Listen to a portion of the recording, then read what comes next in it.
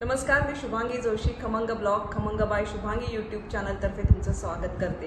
कैरीचे नानाविध प्रकार करून झालेलेच आहेत. आज एक वेगळा प्रकार करून दाखवणार आहे. माझी मैत्रीण साधना हिने सांगितलंय, ती मेंगलोरची आहे. नाव सस्पेन्समध्ये ठेवते. आधी आपण साहित्य पाहूयात. कैरीच्या मेणसुकाईचे साहित्य बघणार आहोत. अशा आकाराची मी एक कैरी घेतली आहे. त्याचं साल काढलंय, त्याचे असे तुकडे करून घेतले. त्याच्यानंतर लागणारे 1 वाटी ओलं खोबरं आपल्याला.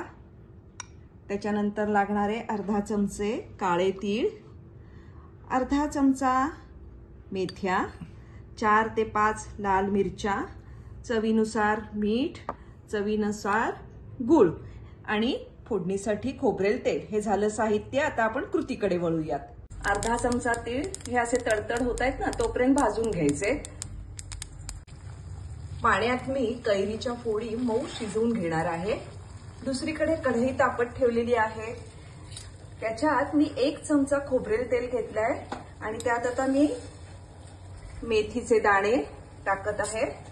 मेथीचे दाणे छान फुलले की बघा, फुलतातच आहेत ते लगेच, की आपण कोरड्या मिरच्या त्याच्यात परतून घेणार आहोत. भाजलेल्या तिळाची पूड करून घेतलीये. 1 वाटी ओलं खोबरं आहे. ह्या तळलेल्या मिरच्या आणि मेथ्या आहेत. ते सगळं आता एकत्र अगदी छान गुळगुळीत वाटून घेते मिक्सरच्या भांड्यात. कैरीच्या फोडी छान मऊ शिजवून घेतल्या.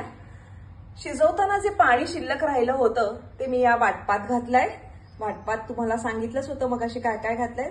थोडंसं मीठ घालून ते वाटून घेतलंय. आता आधी आपण पातेल्यात फोडी काढून घेऊया आणि नंतर हे त्यात वाटत मिक्स करूया.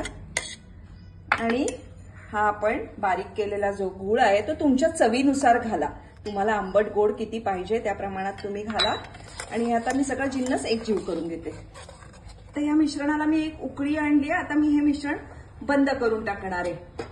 आपलं कैरीचं मेणसुकाई तयार झालेलं आहे की नाही, आगळं वेगळं नाव. तर हे मेणसुकाई तुम्ही इडली बरोबर, डोस्या बरोबर, भाकरी बरोबर, भाता बरोबर, कशा बरोबरही खाऊ शकता. आत्ता ह्याची कन्सिस्टन्सी थोडी पळीवाडी आहे. 3-4 दिवस हे फ्रीजमध्ये छान टिकतं. जसं जसं हे आळत जाईल तशी त्याची रुची आणखीन वाढत जाणार आहे. तर माझा Khamang blog Khamang by Shubhangi YouTube channel like करा, सबस्क्राईब करा आणि हे मेणसुकाई जरूर करून बघा. धन्यवाद.